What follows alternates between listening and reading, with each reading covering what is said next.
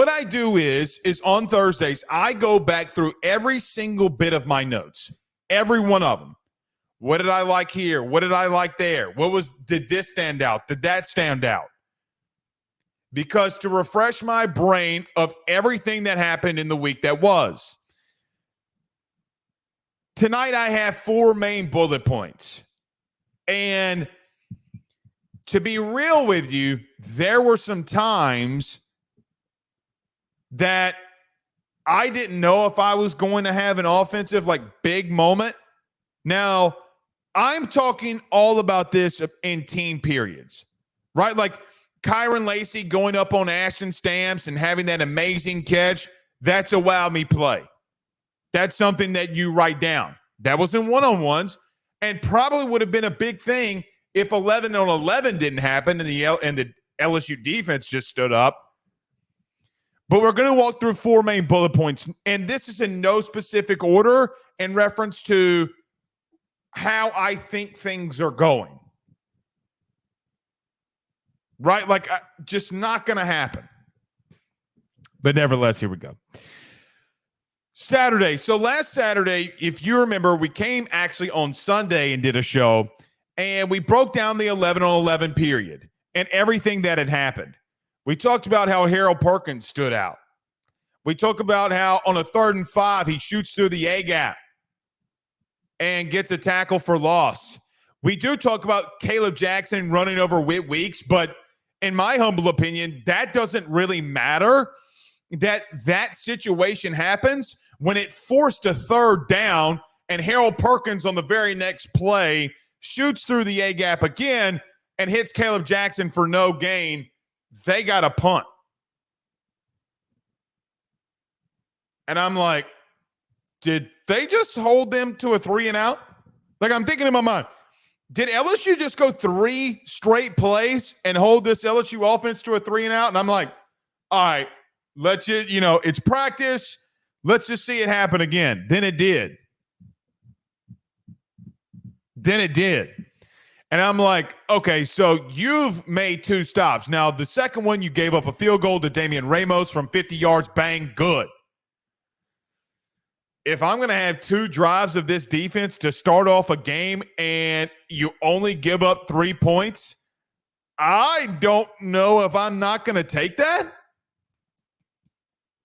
Right? I don't know if I don't take that happening because you'll probably be at the end of the first quarter. And based off of what happened last season, by the end of the most first quarters, you were already getting run up on. Florida State, Alabama. Ole Miss scored 21 points, 21 or 28 straight points to start the game off, 4 straight drives before they got stopped. Man, it started to show life. And, we had asked and thought, hey, what is Blake Baker really doing with Harold Perkins? We saw some flashes in week 1. He caught an interception, but there wasn't really a lot that was going on. Now going into week 2, he's all over the place. And he's all over the place playing on the inside as an interior linebacker, something that plagued him a year ago against Florida State. But now he's kind of been all over the place making plays. So you put it on day 1, a Saturday scrimmage type of ordeal. All right, Harold Perkins, arguably one of the best defensive players in the country, stands out. But you go off to Monday. In the 2-minute drill, you hold LSU's offense to a field goal again. So you go on 11-on-11. You start on the 30, does LSU's offense. You give up 30 yards, and you hold them to a field goal, and it's missed. Okay. All right. Garrett Nussmeier would step up in the pocket on the very next drive and throw an interception to Major Burns. Okay. So you're making stops. You're making stops. Now, I will remind people that on Monday, the 7-on-7 period was pretty nasty for the LSU offense. You couldn't deny that. You can't deny that.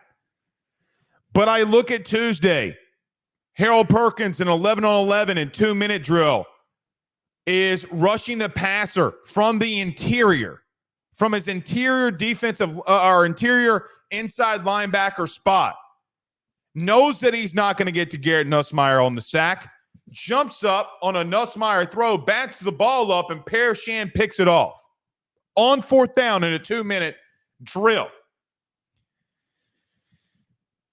The very next series, after you rewind the clock, on 1st and 10, the defense gets a sack off of a twist.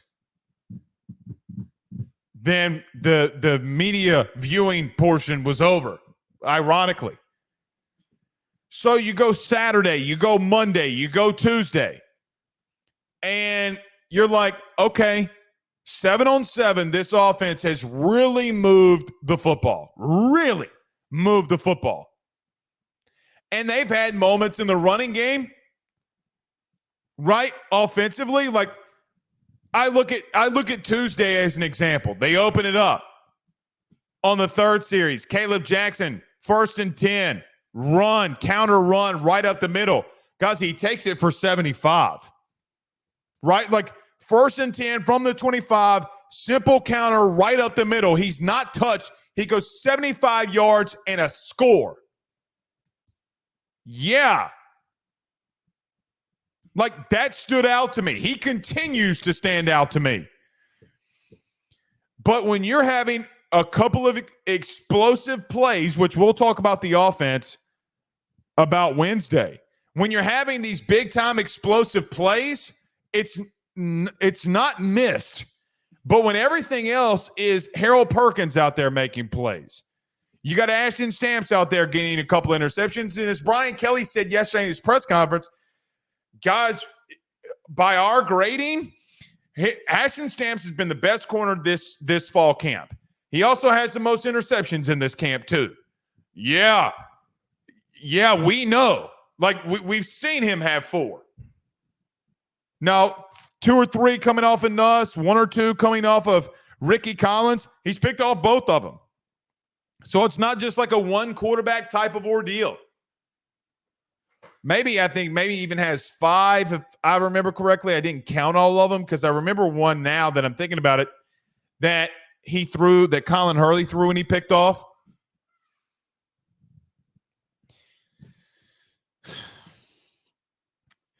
But I get to Wednesday, and the final cherry on top for me thinking like the defense finally started to show me something in 11-on-11 period was that you went to the goal line.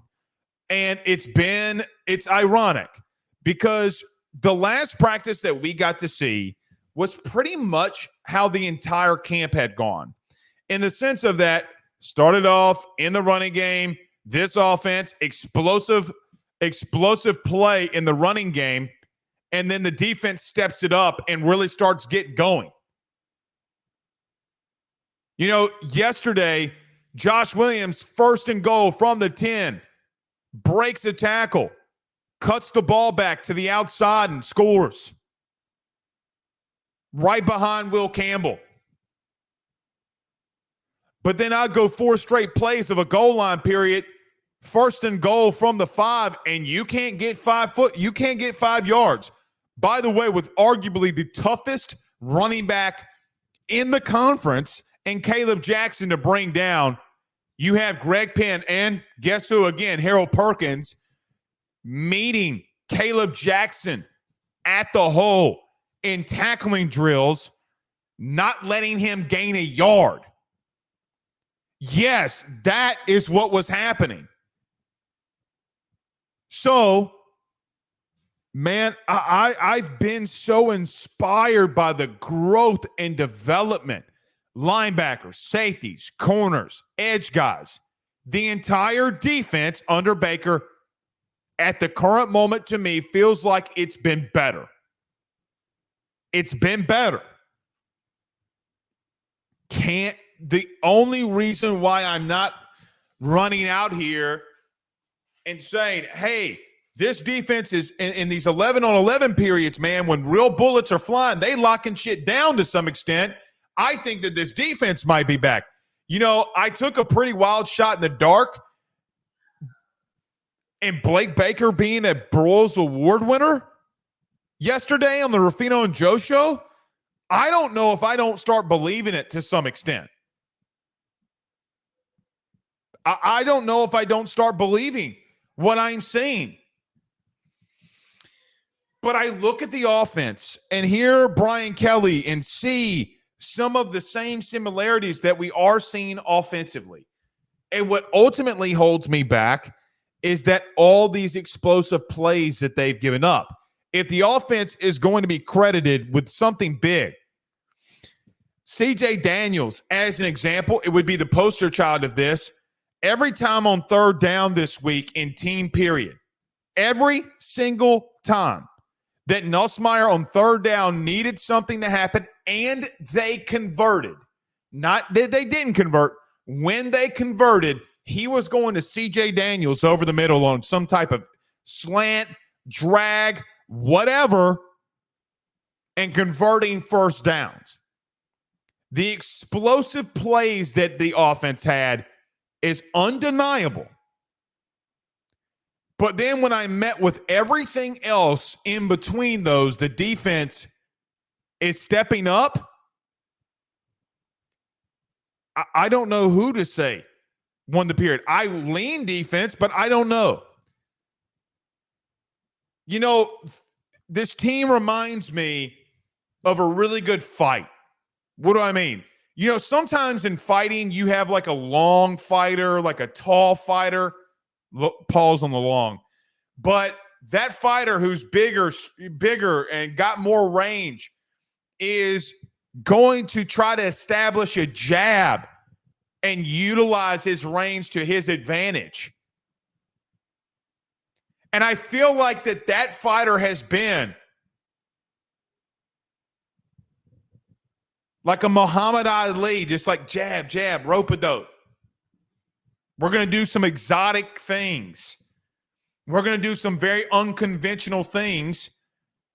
And we're going to wear you down and keep punching you. Jab, jab, jab, jab. We're going to wear you out all night. Whereas the offense feels like they're Mike Tyson in his prime. Dirty, stocky, and just violent. That offensive line has been violent. I got to give it to them. They've been very violent in the running game. And if you let them inside, a.k.a. the run or the pass, in this pass rush, Nuss has been getting sacked. That's the big thing that we're going to miss on Jaden Daniels, by the way, which somebody said, some LSU fan today said, stop talking about Jaden Daniels. When am I talking about Jaden Daniels?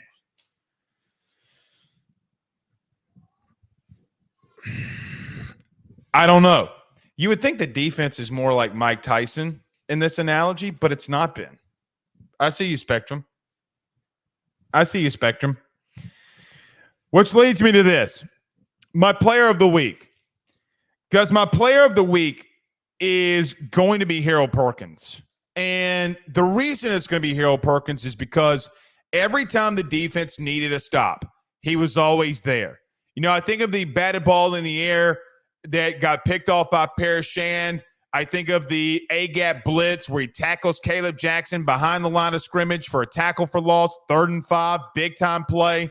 I think of the other third down when Caleb Jackson on 3rd and 3 is just trying to run the football right out the gut. And there comes Harold Perkins again, making another play, no gain, 4th and 3, 4th down. And you have the golden band from Tigerland.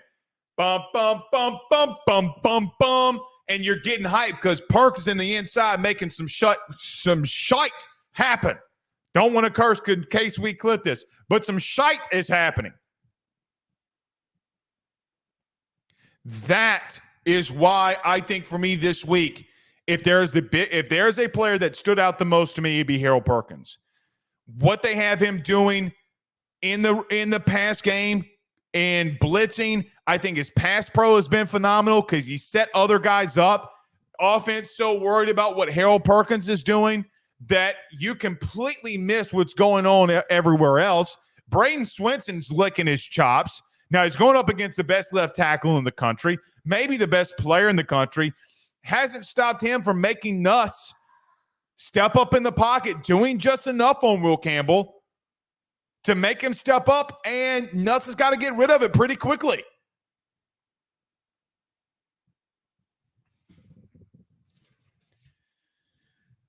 You know, I look at this past Saturday, I look at Harold Perkins and those two tackles against Caleb Jackson in the running game being the biggest deal for me. You know, the pass that Nussmeier threw that got batted up in the air and picked off, that's just a very elite playmaker making plays. Like, that's what he does. Now, he did it last year against Missouri against Blake Baker. Ironically, when he picked that ball off and goes up the ladder, picks it off, comes down. I think that Perk, for everything that it's worth, has looked the best to me.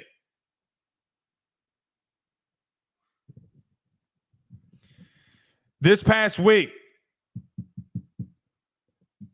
I really hope that this translates. When you have a guy that can play football or play just sports in general, that have the athleticism, 6'2", 225 pounds, and might be the best overall athlete on the field,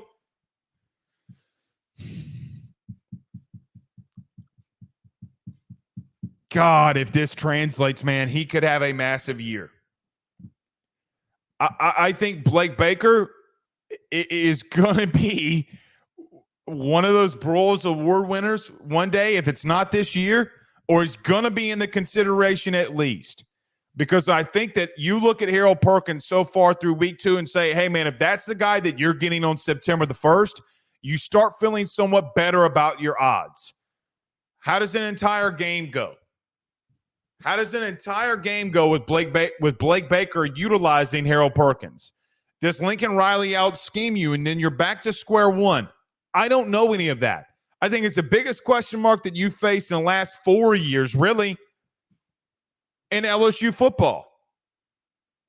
Because you're going into year 3 of Brian Kelly. You got big questions that you got to answer as a program. Are you going to step up to the call? Or have you rebuilt this program? Like, those are questions that everybody's got. I don't know if Brian Kelly ain't coming here and do some stuff now. I don't know that. We talk about the interior defensive line. Yes, I'm petrified of that. I am petrified of it. When teams are balanced the way that this team is,